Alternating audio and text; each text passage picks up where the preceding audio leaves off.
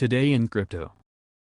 As Ethereum's London upgrade launches on the Ropsten testnet, mainnet anticipation for stakers and miners increases. The Ethereum network witnessed the deployment of its London upgrade on the Ropsten testnet on June 24. This upgrade consists of the highly anticipated Ethereum Improvement Proposal, EIP, 1559. Following the launch on the Ropsten testnet, the London upgrade will be deployed on Ethereum's Goerli, Rinkebi and Quant testnets at weekly intervals. This is one of the important steps in the roadmap to implement a proof-of-stake (POS) consensus on the Ethereum network, also known as Ethereum 2.0. The London upgrade brings 5 EIPs that are going to be deployed on the testnets: EIP 1559, EIP 3198, EIP 3529, EIP 3541 and EIP 3554. The hotly debated EIP 1559 proposal is a transaction pricing mechanism that consists of a fixed per block network fee that is burned and allows the dynamic expansion and contraction of block sizes to address the congestion issue. Through this mechanism, there will be a discrete base fee for transactions that will be included in the next block. For applications and users who want to prioritize their transactions on the network, a tip called priority fee can be added to incentivize the miner for faster inclusion. While the miner pockets this tip,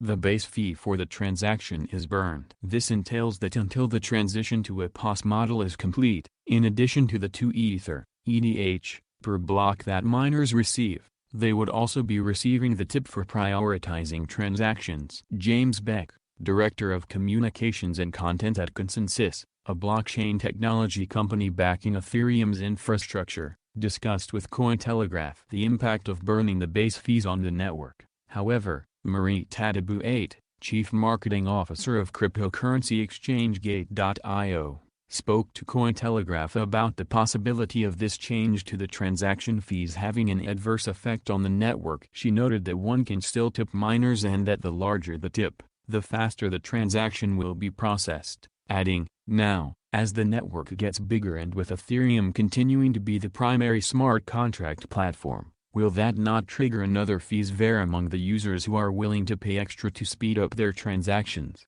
Another crucial part of this upgrade that impacts day-to-day users is the EIP 3554. This EIP delays the difficulty bomb to come into effect from the first week of December 2021. In essence, the difficulty bomb going off would mean that mining a new block would become extremely unfeasible and hard for a miner, thus enforcing the transition to the POS beacon chain. Kozala Hemachandra, founder and CEO of MyEther Wallet, an Ethereum-based wallet platform, told Cointelegraph the EIP has been there since the inception of Ethereum in order to ensure that the network moves to a POS and ETH2 on time. He further added, the official document for this EIP states that the network is targeting for the Shanghai upgrade and/or the merge to occur before December 2021.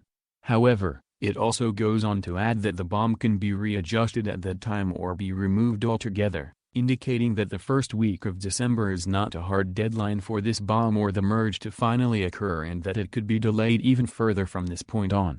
Tadabou also mentioned that until Ethereum 1.0 merges with the POS beacon chain, a mechanism to coordinate shards and stakers on the network, transaction speed solutions built on top of the existing network, or Layer 2 solutions, seem to be the most viable option. She went on to add, Layer 1 and Layer 2 solutions need not be exclusive from each other. This is the reason why Ethereum 2.0 is using a combination of Layer 1, sharding, POS, and Layer 2, roll-ups, to achieve true scalability.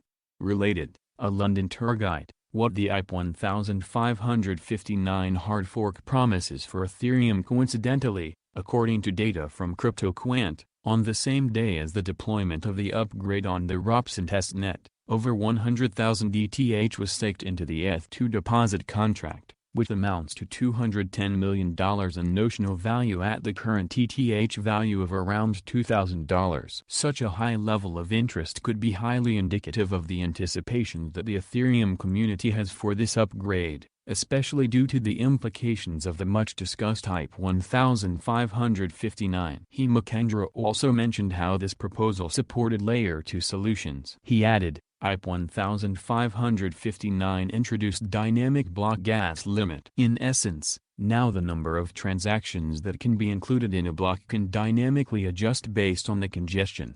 He added further, therefore, it can reduce the congestion. This is another great solution on top of L2. It's important to note that after the additional 100,000 ETH was staked on the day of the deployment of the London upgrade on the testnet, the total proportion of ETH staked on the beacon chain surpassed 5% for the first time. The number of ETH staked currently stands at just over 6 million tokens with a value of $12.76 billion. When compared to other POS networks and coins, 5% of ETH staked isn't a high proportion. For example, Cardano currently has nearly 72% of ADA staked on the network. However, there are a variety of reasons why this is the case. Hemachandra explained the core reason and why this is a positive indication for the network. According to data from Anthony Sassano, co-founder of ethhub.io, 23% of all ETH mined is deposited in smart contracts. This proportion amounts to over 23.45 million ETH tokens valued almost at $50 billion. Out of the 23.45 million, over 6 million ETH is staked in the Eth2 deposit contract and 9 million ETH in various decentralized finance (DeFi) protocols, as the network is the one most widely used for DeFi. The remaining ETH in smart contracts is split among various stakeholders such as Gemini, Gnosis Safe Multisig Wallet, Polygon Bridge and Vitalik Buterin's Cold Wallet among others. In the aftermath of the merge, which will combine both Ethereum 1.0 and Ethereum 2.0, marking the end of Ethereum's proof-of-work consensus mechanism, ETH miners will be faced with a tough choice. As their mining hardware becomes obsolete, they must either sell their rigs and move to staking ETH or, at least for miners using GPUs, move to other altcoins. An analysis by Justin Drake of the Ethereum Foundation estimates there will be 1,000 ETH issued every day, and 6,000 ETH will be burned to make ETH a more deflationary asset. His analysis further found that assuming the increase of validators and a staking annual percentage rate of 6-7%, the annual supply change would amount to a negative 1.6 million ETH, thus decreasing the annual supply rate by 1.4%. This transition would make ETH a deflationary asset, with the supply rate shrinking as time passes on, putting upward pressure on the supply-demand dynamic that would dictate its price in the market. Bitcoin prices remain under pressure in the $30,000 to $40,000 zone as traders brace for the 16,000 BTC worth of GBTC shares unlocking in July. Whether a potential sell-off of shares tied to a multi-billion-dollar Bitcoin (BTC) investment fund could crash the cryptocurrency's spot prices has turned into a hotly debated topic among the analysts in the space. The argument concerns Grayscale Bitcoin Trust, the world's largest digital assets manager that allows institutional investors to gain indirect exposure in the Bitcoin market through its product, GBTC. Investors purchase GBTC shares directly via Grayscale in daily private placements by paying in either Bitcoin or the US dollar. Nevertheless, investors can sell their GBTC shares only after a 6-month lockup period in secondary markets to other parties. Therefore, they anticipate liquidating at a premium when the market price at the time of sale crosses above the native asset value, NAV. On the other hand, liquidating GBTC shares when the market price has dipped below the NAV brings losses. So if investors decide to dump their GBTC holdings, they would have to do so for a financial casualty. That is because the share has been trading at a discount, i.e., under its NAV, since February 24, 2021. Some analysts, including strategists at JP Morgan, believe that accredited investors will sell at least a portion of their GBTC holdings after the July unlocking period, thus weighing further on the ongoing Bitcoin market downtrend. Despite this week's correction, we are reluctant to abandon our negative outlook for Bitcoin and crypto markets more generally. So despite some improvement, our signals remain overall bearish, said Nikolaos Panigertsoglou, the lead strategist at JP Morgan, in a note to clients. Nevertheless, other analysts believe that the event will flush sellers from the market in July,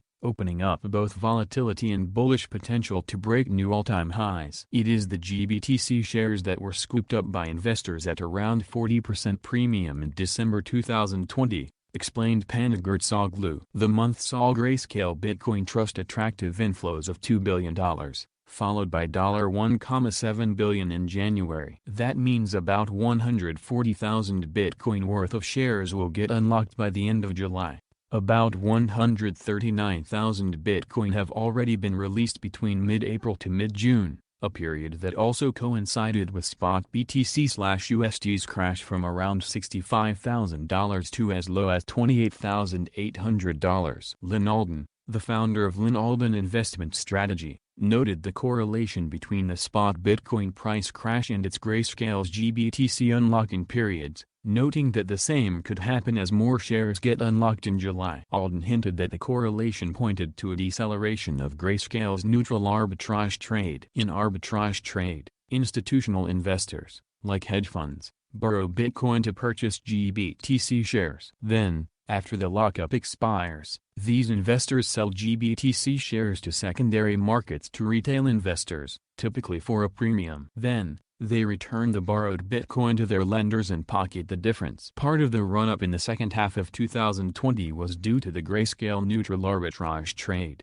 sucking in a ton of Bitcoin, Alden tweeted late Monday, adding, but, according to David Lifshitz of Exo Alpha, arbitrage strategy might have contributed but did not cause the Bitcoin price plunge. The chief investment officer noted that the real GBTC arbitrage trade strategy is for investors with deep pockets. That is because they would require to hold the short Bitcoin position during the GBTC lockup period. The overtime costs would risk offsetting the price differential that was arbitrage away. And for the simple buyers of GBTC shares at a discount versus BTC who didn't sell short BTC against, their profit depends on the price at which they bought GBTC. If they bought between $40,000 and $60,000, they are in the red today and may not want to sell just yet and lock in their loss, he told Coin Telegraph. Michael Sonnenschein, the chief executive of Grayscale, told Barron's that investors buy the GBTC shares with a medium to long-term outlook, so they might not want to dump their holdings immediately upon its unlocking. Sonnenschein added,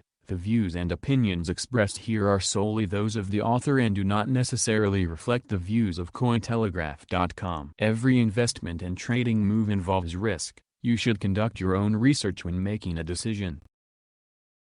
The latest project from one of wallet provider Xapo's co-founders, Federico Murrone, has secured the go-ahead from Liechtenstein's financial regulator for his new startup Lirium to provide its crypto solution for banks, fintechs and marketplaces worldwide. The project, called Lirium, offers a plug-and-play backend solution that aims to enable various partners, whether they be neobanks, fintech firms or traditional banks, to include crypto in their product offerings without the headache of themselves developing technical capabilities or dealing with compliance matters.